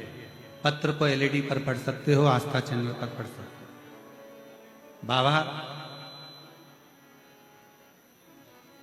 मेरी मां के आंखों में कैंसर था। डॉक्टर को मां को दिखाया तो डॉक्टर ने ऑपरेशन करने की सलाह दी। जब कैंसर बताया तो आंखों का ऑपरेशन करने की सलाह दी। हमने आंखों का ऑपरेशन किया और 6 महीने के बाद तकलीफ फिर होना शुरू हो गई। मेरी मां को वापस घर ले आई, डॉक्टर को दिखाया तो डॉक्टर ने कहा कि ये वापस फैल गए। वाला एक उपाय बताया और वो 12 बजे शिवरात्रि के दिन शहद चढ़ाकर बाबा को वो शहद उठाकर रखकर आंखों वाला जो प्रयोग था वो मैंने करना प्रारंभ करा। गुरुदेव, मैं बाबा का क्या धन्यवाद दूं। दूसरी बार जब मैं डॉक्टर को ऑपरेशन के लिए अपनी मां को लेकर गई और फिर पुनः जांच प्रारंभ हुई तो डॉक्टर ने कह दिया कि तुम्हारी माता की सारी रिपोर्टें नॉर्मल है, अब इनको ऑपरेशन की भी जरूरत नहीं है, इनके आंखों का कैंसर समाप्त हो गया। मैं बाबा को यहां प्रणाम करने के लिए आई हूं। बाबा, शिव शिव है, शंकर शंकर है। एक बात और कहना चाहती हूं बाबा, मेरा लड़का इंजीनियर का आखिरी साल था, मेरे लड़के का एक फॉर्म नहीं भरा था, इसलिए मेरे लड़के को फाइनल परीक्षा देने की अनुमति नहीं थी। फिर नाराज होकर मेरा लड़का घर आ गया, मुझे सब कुछ बताया तो हमने उससे पूना में आपकी कथा सुनने की सलाह दे दी। मेरा लड़का आपकी पूना की कथा सुनने के लिए बैठ गया। हम माँ बेटे दोनों कथा में बैठ गए पूना में और लड़के ने विचार कर लिया कि मैं पशुपति व्रत करूंगा और पशुपति व्रत करने का पहला ही सोमवार था और मेरे बाबा ने ऐसी कृपा करी कि उसके इंजीनियरिंग कॉलेज के प्रोफेसर का फोन आकर कहते हैं कि आपका लड़का परीक्षा में बैठ सकता है और उसको आप बिठा सकते हैं। मैं बाबा को यहाँ प्रणाम करने के लिए आई हूँ। कहीं बैठी हो तो आ सकते हैं बाबा को बेलपत्र लेने के लिए। एक पत्र और बड़ा सुंदर है। मेरा नाम सोनाली गणेश, नागरगोजे, गांव औरंगपुर, तहसील परली, जिला बीड़ की रहने वाली हूं। मेरा मोबाइल नंबर ये है। गुरुदेव, मैंने शादी के बाद सरकारी नौकरी की आस छोड़ दी थी। तब मेरी माँ ने कहा, आस्था चैनल पर मिश्रा जी की शिव पुराण की कथा आती है, तुम सुनो। मैंने 2021 से कथा सुनना आरंभ कर दिया। आप कहते हो जो भी कुबेर भंडारी की कावड़ भरता है, एक बार जो कुबेर बाबा की कावड़ भरता है, कुबेरेश्वर धाम जाकर कावड़ चढ़ाता है, बाबा उसकी सभी मनोकामना पूर्ण करते हैं। मैंने भी मन में कर लिया। आपने जो कावड़ भरवाई 2021 में, वही कावड़ मैंने बाबा की आपके साथ चलकर भरी और बाबा से झोली पसार कर प्रार्थना करी, बाबा कुछ भी हो मेरा एग्जाम क्लियर कराना। और बाबा की ऐसी कृपा हुई गुरुदेव कि 2022 में भी कावड़ चढ़ाई, 2023 में भी कावड़ चढ़ाई और बाबा की कृपा से आज मेरी स्वास्थ्य विभाग में सरकारी नौकरी लग गई है। मैं बाबा को यहाँ प्रणाम करने के लिए आई हूँ, बाबा को नमन करने के लिए यहाँ पहुंची हूँ। और मेरे बाबा दया करना, एक पत्र और है बड़ा सुंदर। तेरे भरोसे। मेरा नाम मीना राकेश नवाल, निवासी अजमेर राजस्थान से हूँ। आप ही हैं? आ जाइए। मेरा नाम मीना राकेश नवाल, निवासी अजमेर राजस्थान से आई हूँ। मेरा मोबाइल नंबर ये है। मेरा विवाह 1999 में हुआ। विवाह के 23 जैसा जैसा डॉक्टर बोले सब कुछ करवाया, पर मेरे यहाँ संतान का सुख नहीं आया।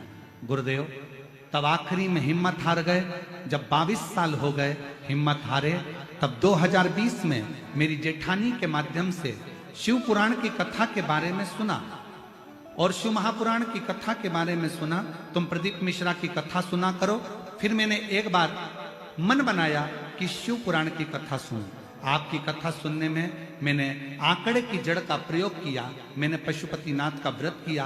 बिलपत्र के वृक्ष के नीचे ब्राह्मण ब्राह्मणी को खीर खिलाने वाला एक प्रयोग किया और बाबा की कृपा ऐसी हुई कि 2022 में शिव शिव है, शंकर शंकर।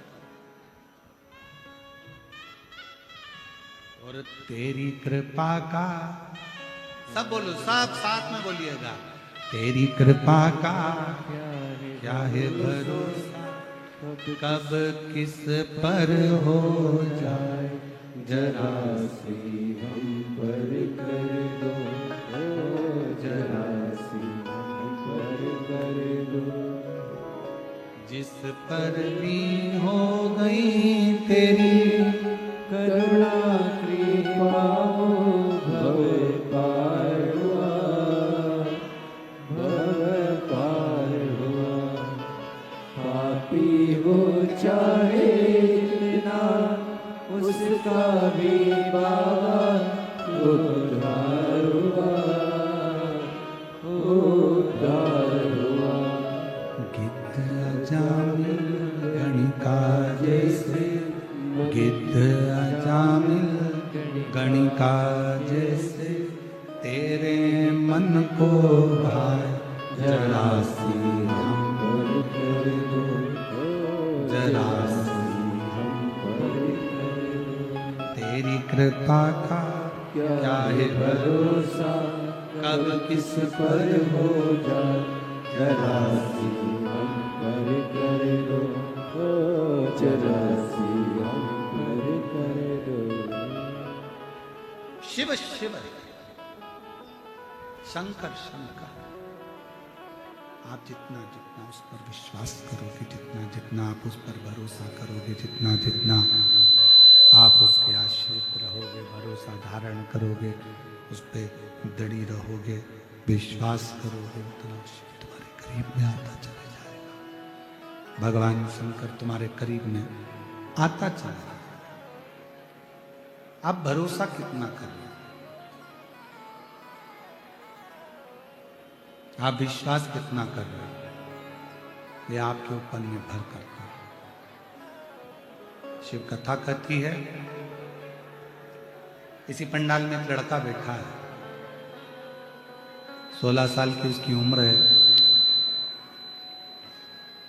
धनश्री वैष्णव, 16 साल का में उम्र है इसकी।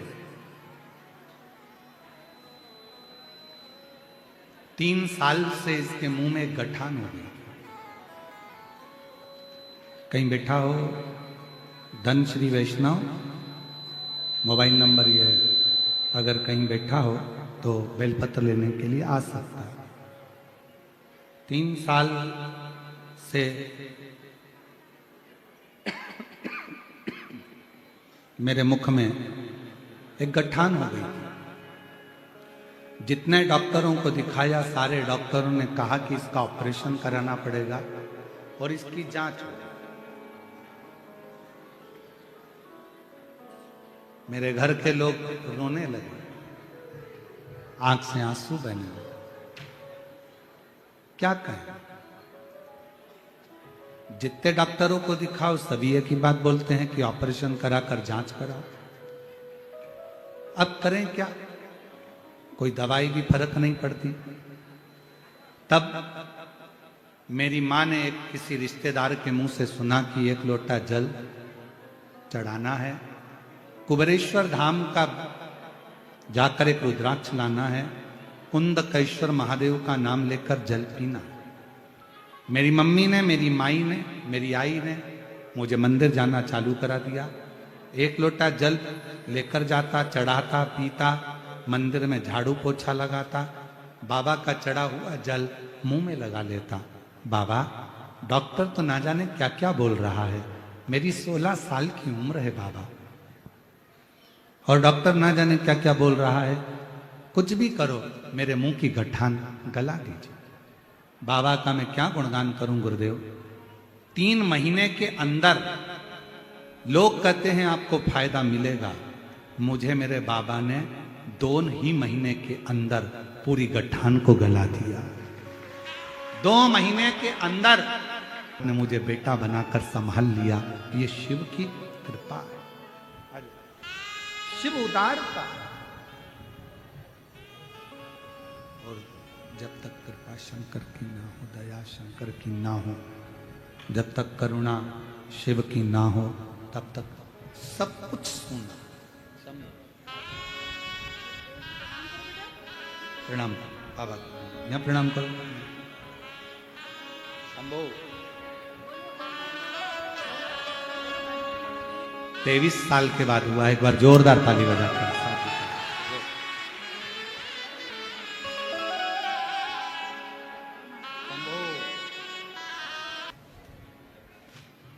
रिश्ता तेरा मेरा सबसे है प्यारा, रिश्ता तेरा मेरा सबसे है प्यारा, तू मेरा बाबा, मैं हूँ तेरा लाला, मैं हूँ तेरा, तू मेरा बाबा, मैं हूँ तेरा लाला, मैं हूँ तेरा।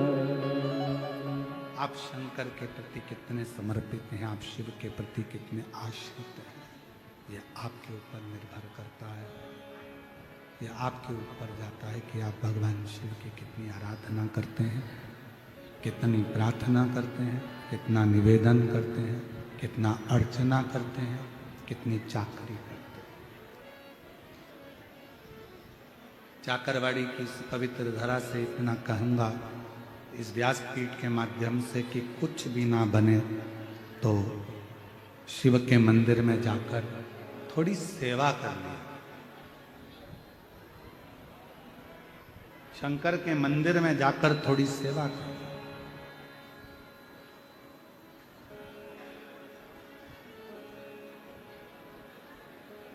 अगर रोज शिव के मंदिर में थोड़ी सी सेवा भी करना चालू कर दी तो मेरा बाबा करुणा करना प्रारंभ करें।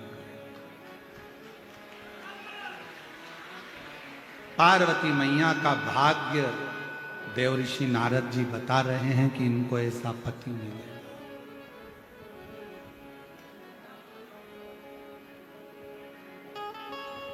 अब एक बात देव ऋषि नारद ने बड़ी विचित्र कही, इसको भिक्षुक पति मिले।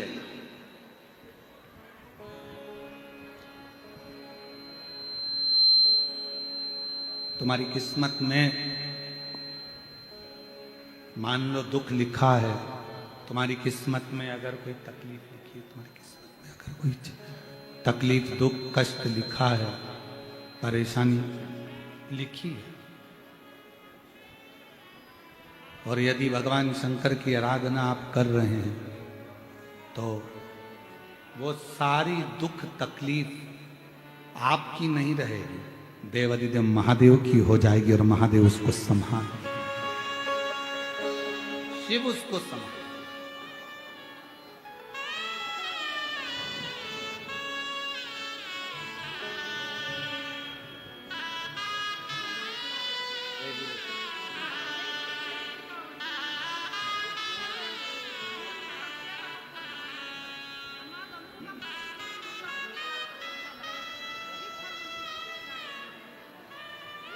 बेटे की नौकरी लगी है, एक बार जोरदार ताली बजाएं। सीहोर बाबा की कावड़ भरी, खूब हृदय से आनंद से बाबा से प्रार्थना करी, और हमारी तरफ से सबको निमंत्रण है। सावन महीने में 6 अगस्त को बाबा की कावड़ सीहोर में भराई गई। वैसे तो जब 5 जुलाई से 9 जुलाई तक गुरु पूर्णिमा महोत्सव होगा, 10 जुलाई महोत्सव पर सीहोर आ रहे हैं, उनसे भी निवेदन है भाव से बाबा से प्रार्थना करो। और जो गुरु पूर्णिमा महोत्सव के यजमान पद ग्रहण कर रहे हैं वो लोग एक नंबर दे रहे हैं, उसी पर आप लोग संपर्क करेंगे 8821073039। इस नंबर पर आप जो गुरु पूर्णिमा महोत्सव के यजमान पद ग्रहण कर रहे हैं वो आप इसी पर संपर्क करें। बन सके श्रावण महीने में पार्थिव लिंग का निर्माण पूजन, शिव जी के मंदिर में जाकर आराधना, शंकर जी के मंदिर में पहुंचकर प्रार्थना, शिव मंदिर में थोड़ी सेवा जरूर करें।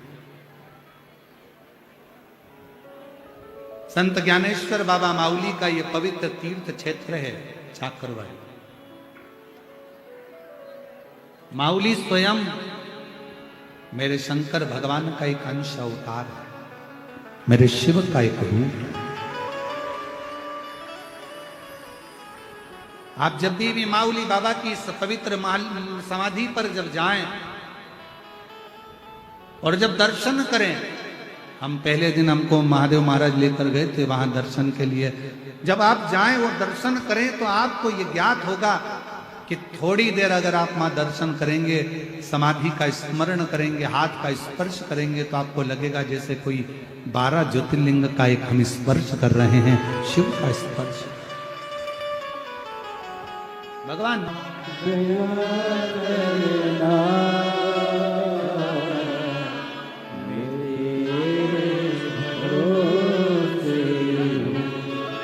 माँ को आंखों में कैंसर हो गया था, एक ऑपरेशन करा लिया था, डॉक्टर ने कह दिया था कि फिर कैंसर हो गया और हार गई थी।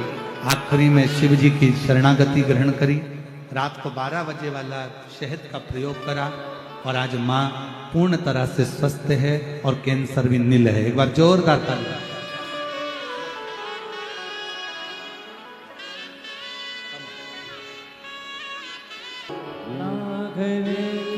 तो जीजी क्या बोल रही है? वो अभी जीजी आई ना, वो कह रही है 4 साल से शंकर जी को छोड़ी नहीं हूं मैं, तो पकड़ ली। तो हम भी मेरी बहन से कहेंगे जीजी से, तुमने 4 साल से पकड़ के रखा इसलिए उसने आंखों का कैंसर तक ठीक कर दिया, उसको मालूम है छोड़ने वाली नहीं है। पकड़ के ना घर के भरोसे हूँ ना परिवार के भरोसे और मेरे बाबा दया करना मैं तेरे भरोसे हूँ भोले बाबा दया करना मैं तेरे भरोसे शिव कथा कर भगवान शंकर का संवाद कर शिव महापुराण कर रही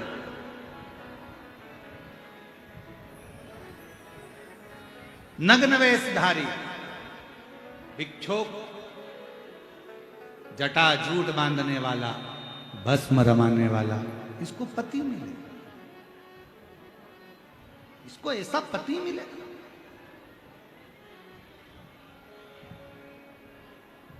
मैनावती रो रही थी हिमालय राज्य ने कहा जो ललाट पर लिखा है उसे कोई टाल नहीं सका है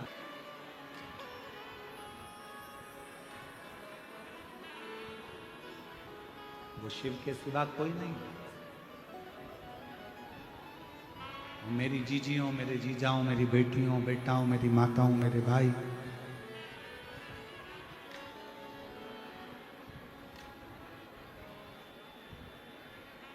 शिव जी कहाँ रहते हैं कौन सा पर्वत जम के बोलो आवाज नहीं आई और थे कैलाश दुनिया के लोग कहते हैं शिव कैलाश पर रहते हैं पर शिव महापुराण की कथा कहती है शिव कैलाश में नहीं शिव विश्वास में रहते हैं आपका आप जितना भरोसा करोगे आप जितना विश्वास रखोगे जितनी दृढ़ता रखोगे शिव तुम्हारे सामने शंकर तुम्हारे सामने आप विश्वास की दृढ़ता बनाओ एक लोटा जल लेकर भगवान शंकर के मंदिर जाते हो तो भरोसा रखकर जाना कि मेरा काम मेरा शंकर करेगा श्री शिवाय नमस्तुभ्यम का जाप करो तो इतना विश्वास रखना कि मेरा शंकर मुझे संभाल लेगा घर के दरवाजे पर अगर श्री शिवाय नमस्तुभ्यम लिख रहे हो तो ये विश्वास स्लिप चिपका रहे हो तो ये विश्वास के साथ चिपकाना कि ये घर अब मेरा नहीं है ये मेरे शंकर का है और इसमें जो होगा वो शिव का जिस गाड़ी पर श्री शिवाय नमस्तुभ्यम लिखा है उस गाड़ी को चला रहे हो तो ये सोचकर चलाना कि इस गाड़ी को मैं नहीं मेरा शिव चलाएगा यहां कोई दूसरा नहीं है सब वही कर और मेरा आपकी कृपा से सब काम हो रहा है करते हो भोले बाबा मेरा नाम हो रहा है और मेरा आपकी कृपा से सब काम हो रहा है मेरा आपकी कृपा से सब काम हो रहा है शंकर भगवान को ना तुम्हारा धन तो अपने कीमती समय में से थोड़ा सा समय निकाल कर भगवान शंकर के मंदिर में जाना प्रारंभ कर दो शिवजी तुम्हारे दरवाजे पर आना प्रारंभ कर दो महाराज सबसे बड़ा दान कलयुग का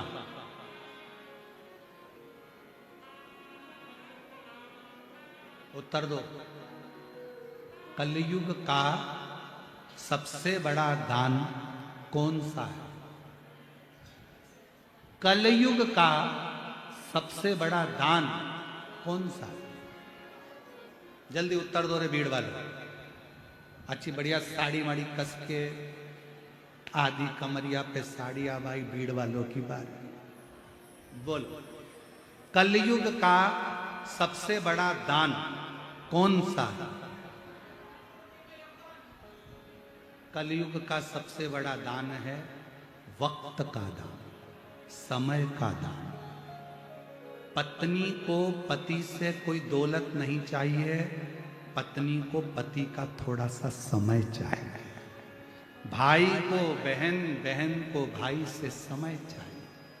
आज के जमाने में धन तो बहुत होगा, पैसा भी बहुत होगा, गाड़ी बंगले भी बहुत होंगे, जमीन जायदाद भी बहुत होगा। कलयुग में सब कुछ होगा। आप धन भी दे दोगे, पैसा भी दान कर दोगे, अन्न भी दान कर दोगे, वस्त्र भी दान कर दोगे, स्वर्ण भी दान कर दोगे, कन्या का भी दान कर दोगे, सारा दान कलयुग में कर दोगे। पर इन दान से भी कलयुग में सबसे बड़ा दान होगा तुम्हारे वक्तों।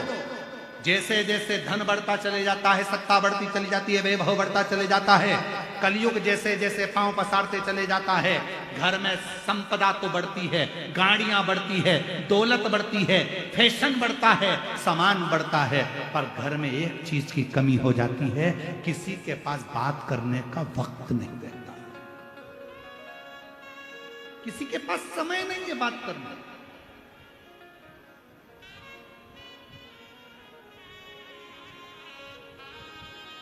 थोड़ा समय दीजिए, थोड़ा सा समय देने का प्रयास करिए। एक अच्छे रिश्तों को निभाने के लिए समय का दान, वक्त का दान बहुत जरूरी है। यहाँ क्या कर रहे हो आप लोग? चाकरवाड़ी में आकर क्या करा आप लोगों ने? 3 घंटे नहीं, कथा तो केवल 2.5 घंटे की, 2.75 घंटे की होती है, पर यहाँ तुमने जो समय दिया है, सुबह 8 बजे से 9 बजे से, सुबह 6 बजे से अपने अपने घर से निकली हो, 9 बजे यहाँ पहुंचकर जगह संभाली हो, जगह संभाल कर बैठी हो, इंतजार कर रही हो, ना वॉशरूम जाना, ना कहीं बाहर जाना, खाना भी उतना खाना कि कहीं हमें उठकर ना जाना पड़ जाए, पानी भी उतना पीना कि अपनी इंद्रियों को संयमित करना पड़ जाए, क्योंकि 5-6 घंटे, कथा तो 2.5-3 घंटे की है, पर तुम्हारा नियम, तुम्हारा संकल्प, तुम्हारी बैठक, तुम्हारी इंद्रियों की संयमितता ये कम से कम 8 घंटे की होती है। तुम अपना 8-10 घंटा, लोग कहते हैं भगवान को देते हो 3 घंटा, हम कहते 3 घंटा नहीं, कथा सुनने आते हो उसके 4 घंटे पहले से तैयारी करते हो, कथा सुनकर घर जाते हो, 4 घंटे तक नींद में भी सियोर वाला महाराज दिखता रहता है, शिव महापुराण की कथा दिखती रहती है, कथा कथा कथा कथा चलती रहती है। तुमने अपना कीमती समय मेरे शंकर भगवान को दिया, इसलिए जब विपदा की घड़ी आती है, कोई नहीं आता, तब मेरा देव अधिदेव महादेव नंदी चढ़कर आ जाता, तब मेरा शंकर, तब मेरा ओघड़दानी, तब मेरा शिव, तब मेरा शंभु दौड़ कर आता। ये उसकी उदारता, ये उसकी करुणा, उसकी दया।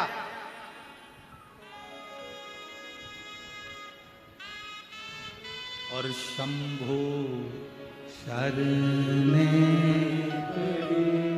मांगू घड़ी दुख काटो दया करी। जगत में सबसे बड़े 2 गुरु होते हैं, पहले नंबर पर माँ और दूसरे नंबर पर पिता। माँ पहले नंबर का गुरु होती है और पिता दूसरे नंबर का गुरु होती है।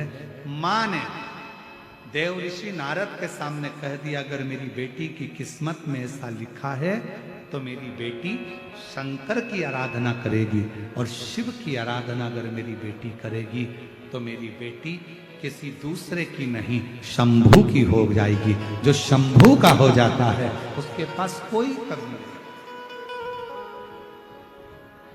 मेरी बेटी शंकर की होगी, मेरी बेटी ओघड़दानी की होगी। और कितना विश्वास था पार्वती जी का, कितना भरोसा था।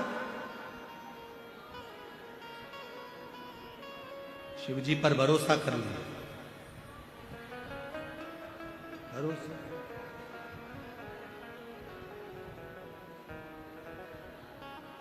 भरोसा रखकर मेरे देव अधिदेव महादेव के साथ में पार्वती जी का विवाह भी हो गया। आपसे पूछे उत्तर दीजिएगा। हिमालय राज, एक राजा की बेटी है माता पार्वती, जिनके घर में कोई संपदा की कमी नहीं, सत्ता की कमी नहीं, वैभव की कमी नहीं। कन्यादान में ढेरों संपदा दी होगी मेरे हिमालय राज ने, पर शंकर भगवान कुछ नहीं बोले। पार्वती जी ने एक भी कन्यादान की, बस क्या होगा। इतने में मैनावती से पार्वती जी ने कह दिया, ये दौलत जो कन्यादान में दी गई है, ये हो सकता है कि 4 दिन में पूरी नष्ट हो जाए, पर मेरा पति अगर मुझे रूखी रोटी भी खिलाएगा, वो सुख मुझे 5 स्टार होटल जैसा प्राप्त हो जाए, वो सुख मुझे मिले। हाँ, कभी कभी सहेलियों के घर का ठाट देखती है ना, तो पार्वती जी को भी लगता है लक्ष्मी जी के घर का ठाट देखता।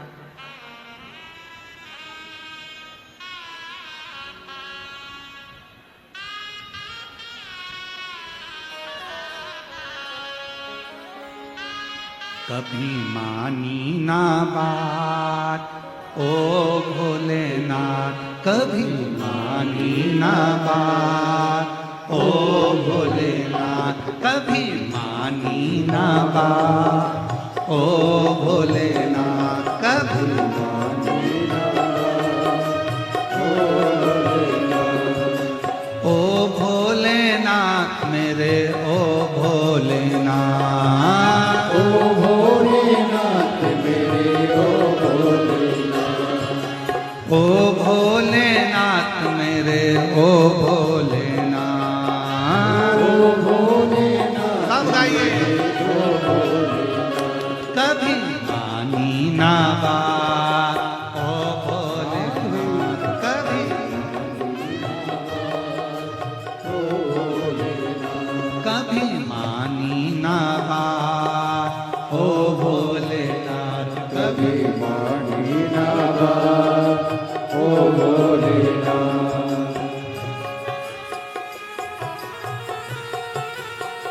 जय राधे। शंभो।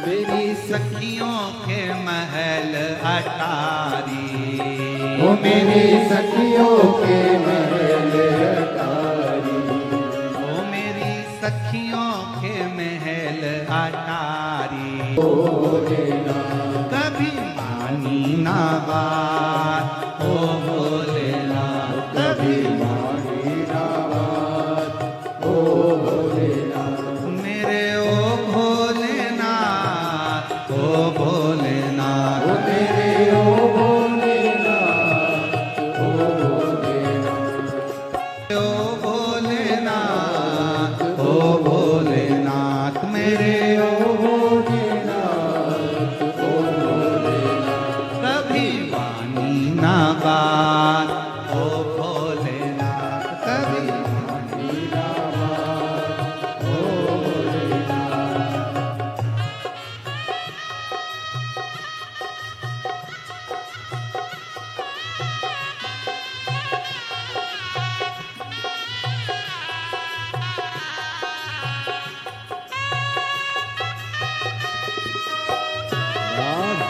शंभो।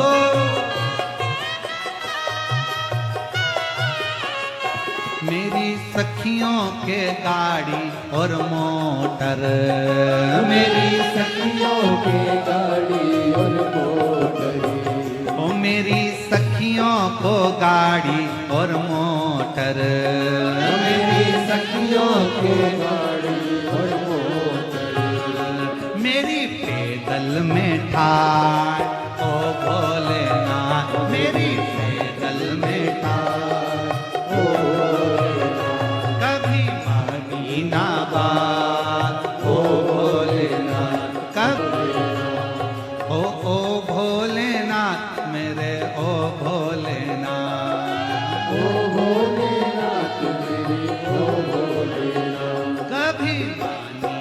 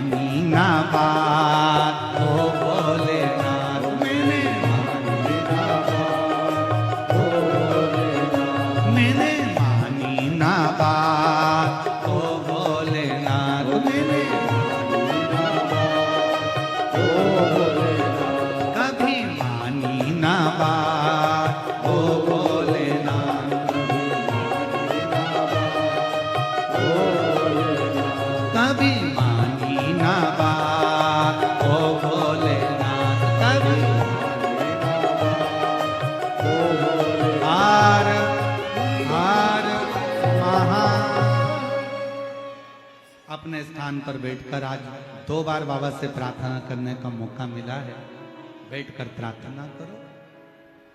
हमने ये भजन एक बार और पहले गाया था, तो उसमें एक लड़की ने, एक जीजी ने लिखकर एक लाइन और भेजी थी। कौन सी लाइन लिख के भेजी थी मालूम है आपको? कभी लाए न लड्डू और पेड़ा। पार्वती जी बोल रही है शंकर भगवान से, कभी लाए न लड्डू और पेड़ा, न खिलाई कभी चाट, न खिलाई कभी चाट। देखो शिव शिव है, ओगड़दानी है। पार्वती मैया कुछ भी भगवान शंकर से कहती हैं, बाबा उसको स्वीकार कर। ओघड़ी है। सब लोग साथ में बोलेंगे बाबा से प्रार्थना।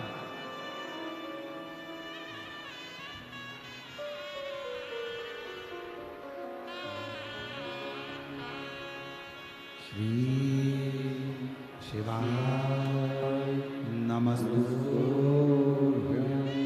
श्री शिवला सब दुख काटो मारा, ओ भोला सब दुख काटो मारा। शिव शंकर जपो तेरी माला, भोले बाबा जपो तेरी माला, भोला सब दुख काटो मारा, ओ भोला सब दुख काटो मारा। देश मंगल मंगलकारी, देश मंगल मंगलकारी, शमशान वासी हमारा, शमशान वासी हमारा, ओ भोला सब दुख काटो मारा, ओ भोला सब दुख काटो मारा।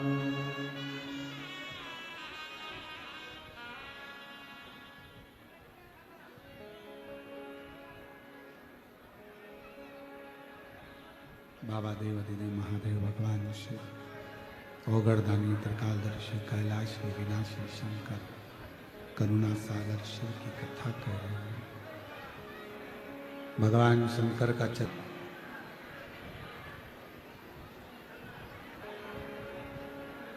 राजसी ठाट छोड़कर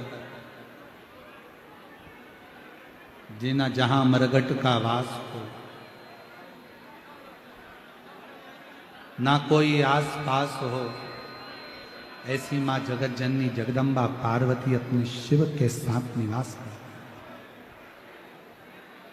शिव महापुराण की कथा कहती है, भगवान शंकर का चरित्र कहता है कि अगर एक पति और पत्नी का समर्पण है तो वीराने में भी सुख का अनुभव होगा, और यदि पति पत्नी का समर्पण नहीं है तो वीराने में भी सुख महसूस नहीं।